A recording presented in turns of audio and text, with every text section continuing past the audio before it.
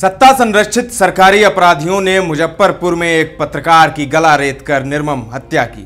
प्रधानमंत्री, मुख्यमंत्री, दो उप मुख्यमंत्री और एनडीए नेताओं तथा गोदी मीडिया एवं जातिवादी मीडिया के अनुसार बिहार में यही मंगलराज की परिभाषा है। ये शब्द हैं बिहार के पूर्व डिप्टी सीएम और आरजेडी नेता तेजस्वी यादव के। जी हां, तेजस्वी यादव ने मुजफ्फरपुर में हुए पत्रकार की हत्या पर बड़ा बयान दिया है और उन्होंने निशाना साधा है बिहार सरकार पर, नीतीश सरकार पर। बड़ा हमला उन्होंने बोला है और सीधा सीधा उन्होंने जो जंगल राज कहती है बीजेपी और जेडीयू आरजेडी के कार्यकाल को लेकर, तो मंगल राज कहकर तंज कसा है। बिहार के मुजफ्फरपुर जिले में एक पत्रकार की हत्या का सनसनीखेज मामला सामने आया है। वारदात मनिहारी थाना इलाके के माड़ीपुर का है। मंगलवार रात को उन पर चाकू से गोदकर हमला कर दिया गया। गंभीर हालत में उन्हें एसकेएमसीएच में भर्ती कराया गया, जहां इलाज के दौरान उनकी मौत हो गई। थानेदार उमाकांत ने पत्रकार शिवशंकर झा की हत्या की पुष्टि की। थानेदार ने बताया कि शिवशंकर झा की चाकू से गोदकर हत्या की गई। गर्दन पर 2 जगह चाकू के गहरे निशान मिले हैं। पुलिस ने शव को कब्जे में ले लिया और बुधवार को पोस्टमार्टम कराया गया। परिजन के बयान के आधार पर एक एफआईआर दर्ज की गई है। मनियारी पुलिस ने बताया कि स्थानीय मुखिया की सूचना पर टीम माड़ीपुर के पाकड़ चौक पर पहुंची थी, वहां पर शिवशंकर झा खून से लथपथ बेहोशी की हालत में सड़क किनारे पड़े मिले। उनकी सांसें चल रही थी। इसके बाद उन्हें आनन फानन में अस्पताल ले जाया गया, लेकिन वहां उन्होंने दम तोड़ दिया। बताया जा रहा है कि जिस जगह वारदात हुई उससे 500 मीटर की दूरी पर ही शिवशंकर का घर है। पाकड़ चौक रात में सुनसान रहता है। इसका फायदा उठाकर किसी ने हत्या की नीयत से उन पर चाकू से वार किया। पत्रकार की बाइक डबल स्टैंड पर सड़क किनारे लगी हुई मिली। फिलहाल पुलिस मामले की जांच में जुटी है।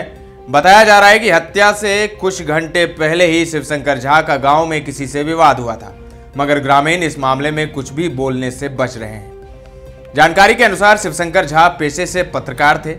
कई मीडिया हाउस में वे काम कर चुके थे। पुलिस मामले की जांच में जुटी है। पूर्व मंत्री और कांटी से विधायक इजराइल मंसूरी ने इस घटना पर दुख जताते हुए नीतीश सरकार पर हमला बोला है। उन्होंने कहा कि ऐसा लग रहा है जैसे बिहार में बीजेपी जेडीयू की सरकार नहीं, अपराधियों की सरकार है। उन्होंने सरकार से अपराधियों की तुरंत गिरफ्तारी की मांग की। वहीं अब बिहार के पूर्व डिप्टी सीएम आरजेडी नेता तेजस्वी यादव ने बड़ा हमला बोला है सरकार पर। और मुजफ्फरपुर में बीते कुछ दिनों से अपराधियों के हौसले बड़े बुलंद होते जा रहे हैं। कुछ दिन पहले, बीते कुछ ही दिनों पहले जब एक इनकाउंटर हुआ था, मुठभेड़ हुई थी पुलिस की अपराधियों से, जब अपराधी बैंक लूटने के नियत से पहुंचे थे और पुलिस को इसकी सूचना थी। मुठभेड़ हुई। लोग मीडिया चैनल्स ने इसे खूब चलाया, इनकाउंटर कहकर चलाया। लेकिन अगले ही दिन एक महिला पर ताबड़तोड़ फायरिंग की गई। महिला को गोलियों से भून दिया गया। और अब पत्रकार की हत्या। तो अपराधियों के हौसले बड़े बुलंद होते जा रहे हैं। सिर्फ मुजफ्फरपुर ही नहीं, राजधानी पटना में भी कई घटनाओं को अंजाम दे चुके हैं अपराधी। कुछ ही दिन पहले दानापुर में 2 पक्षों के बीच जमीनी विवाद को लेकर कई राउंड फायरिंग हुई। वहीं पटना सिटी से खबर आई कि एक प्रॉपर्टी डीलर को उनके घर के बाहर जब वो मॉर्निंग वॉक कर रहे थे, अपराधियों ने भून दिया। इसके अलावा और कई घटनाएं हैं जिसका जिक्र करना जरूरी है। बीजेपी नेता हैं एक दानापुर से ही, उनका बेटा लापता है कई दिनों से। तो अपराध का ग्राफ जो है दिन ब दिन बढ़ता जा रहा है बिहार में, और ये चिंता का विषय है सरकार के लिए भी और प्रशासन के लिए। और सरकार और प्रशासन मामले पर घिरता हुआ नजर आ रहा है। तेजस्वी यादव ने बड़ा हमला बोला है। अब देखना होगा कि इस जो हत्याकांड है, पत्रकार हत्याकांड पर क्या कुछ होता है, पुलिस क्या एक्शन लेती है। और ये बड़ा सवाल है कि उनकी हत्या कैसे हुई, क्यों उनकी हत्या हुई, कैसे उनकी हत्या हुई, किसने उनकी हत्या की, और अपराधियों के हौसले इतने बुलंद कैसे होते जा रहे हैं। जबकि मुजफ्फरपुर में इनकाउंटर हुआ है, अपराधियों को पैर में गोली लगी है, उसके बाद भी अपराधियों को खौफ नहीं है किसी बात का। पुलिस का तो बिल्कुल भी नहीं है। तो अब देखना होगा तेजस्वी यादव के इस बड़ा हमला जो उन्होंने किया है, इस पर क्या प्रतिक्रिया आती है सरकार की तरफ से।